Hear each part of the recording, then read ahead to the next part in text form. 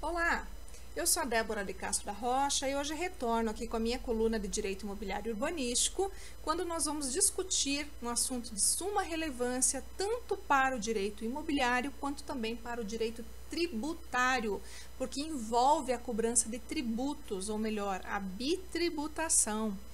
Vejam que não raramente você que nos assiste ou já ouviu falar, ou conhece alguém, ou você mesmo já passou por uma situação em que ocorreu a bitributação sobre o imóvel em que você reside. Ou seja, você mesmo imaginando que deveria pagar apenas o ITR por ser um imóvel rural, acaba sendo submetido também à cobrança de IPTU. E o que fazer nesses casos, né? Por isso que a gente sempre fala aqui na nossa coluna, que o nosso maior objetivo, a nossa missão é te aproximar cada vez mais do direito imobiliário urbanístico, porque isso é o teu dia a dia, o teu cotidiano, parece distante, mas não está. Quem não mora, quem não depende de um imóvel para fazer o seu negócio, para trabalhar, então todos dependem, então nós temos que conhecer os direitos imobiliários, os direitos urbanísticos e mais do que isso, todas as áreas que a eles se conectam. E nesse caso aqui é o direito tributário, porque eu preciso conhecer para poder me utilizar dele, me utilizar de todas as medidas cabíveis, que aqui nesse caso vai ser a exceção de pré-executividade. É um nome bastante diferente, quem está na área, colega que nos assiste já sabe, já se deparou, se utiliza, mas fato é que nós precisamos conhecer e saber como manusear esse instrumento, essa medida dentro do nosso direito, dentro do nosso processo, para você que é advogado também. Vejam que comumente nós falamos muito de embargos à execução, né, gente? Embargos à execução, claro, é um instrumento mais adequado no sentido probatório. Eu consigo produzir outras provas ali no curso daquele processo, ao contrário já da exceção de pré-executividade. Mas nesse caso aqui, quando eu falo de execução fiscal decorrente de bitributação e IPTU, ITR, que é aqui o caso, eu posso me servir da exceção de pré-executividade uma vez que eu consiga comprovar que, de fato, aquele imóvel é utilizado pelo seu uso econômico, ou seja, uso econômico para atividades rurais.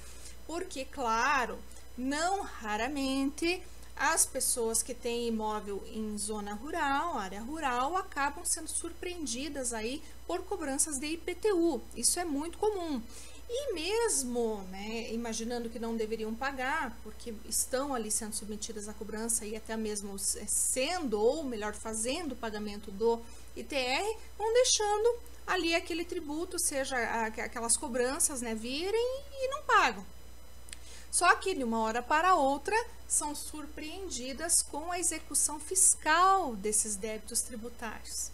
E nesse sentido, então, é que nós hoje trazemos esse assunto à tona para que todos saibam que diante de situações como essa, como nós estamos tratando de uma matéria que é de ordem pública, é uma nulidade, porque eu não posso ter bitributação, então, por óbvio, eu posso me servir da exceção de pré-executividade.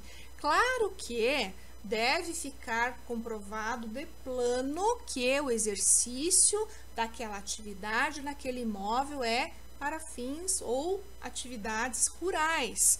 Então, isso deve ficar claro desde o primeiro momento, a fim de legitimar a minha pretensão e até me utilizar dessa medida sem medo de errar, né? Vejam que, inclusive, a própria súmula 393 do STJ é clara em assegurar que a exceção de pré-executividade é admissível na execução fiscal relativamente às matérias conhecíveis de ofício que não demandem dilação probatória.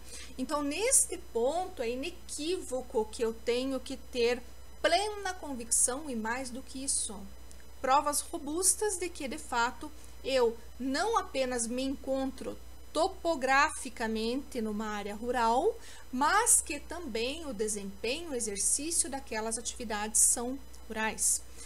Porque, vejam, o CTN acaba gerando ali alguma confusão até de interpretação nesse sentido, dizendo que se eu tiver, por exemplo, ali dois ou mais aspectos ou situações que se enquadrem na cobrança de IPTU, eu já poderia então sofrer aí esta cobrança.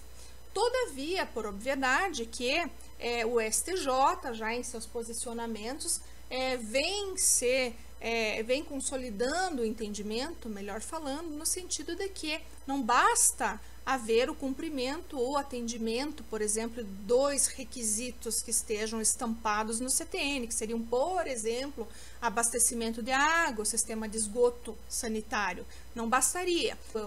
O do próprio recurso especial ali, o 11.12.646 de São Paulo, houve entendimento no sentido de que não bastaria, portanto, o cumprimento de alguns requisitos, né? Nesse sentido, não se entenderia então como sendo absoluta aquele enquadramento ou aquele entendimento que está ali preconizado pelo CTN. Então, nesse sentido, ainda que eu tenha abastecimento de água, sistema de esgoto sanitário ou iluminação pública, isso somente não basta. Eu tenho que ter muito mais do que isso para poder demonstrar que de fato pode incidir o IPTU ali naquele imóvel, sobre aquele imóvel. Então, claro que uma vez que a minha dinâmica, a minha utilização do bem se volte para a atividade rural, que eu consiga cabalmente demonstrar que isso acontece, eu posso anular aquela CDA, quer dizer, eu posso me livrar desse débito tributário relativamente ao IPTU e, claro, por obviedade, né, ao fim, anular ali essa certidão de dívida ativa que gerou essa execução fiscal. Então, nesse sentido, meus amigos, que eu deixo aqui registrado para vocês, né, mais esse vídeo, no qual nós podemos tratar aqui de todas essas nuances, claro, não esgotando, né, a matéria, né, podemos fazer isso de uma forma, pelo menos, a levar para vocês ali esses conhecimentos, a fim de que, diante de uma situação como essa que a gente apresentou aqui para vocês, vocês saibam exatamente como podem se portar ao fim, né, para que ao fim dessa questão aí vocês tenham aí, de fato, conseguido obter o sucesso necessário nas demandas de vocês. Seja você que está enfrentando um problema junto ao advogado que for contratado para isso, ou você, colega advogado, que estiver diante de uma situação concreta que precise se servir desse expediente, desse, enfim, remédio, que é um remédio processual, mais adequado aí para poder resolver a situação do seu cliente. Portanto, cumpro assim a minha missão, que é aproximar você cada vez mais do direito imobiliário e urbanístico. Me despeço, esperando vê-los aqui na próxima semana.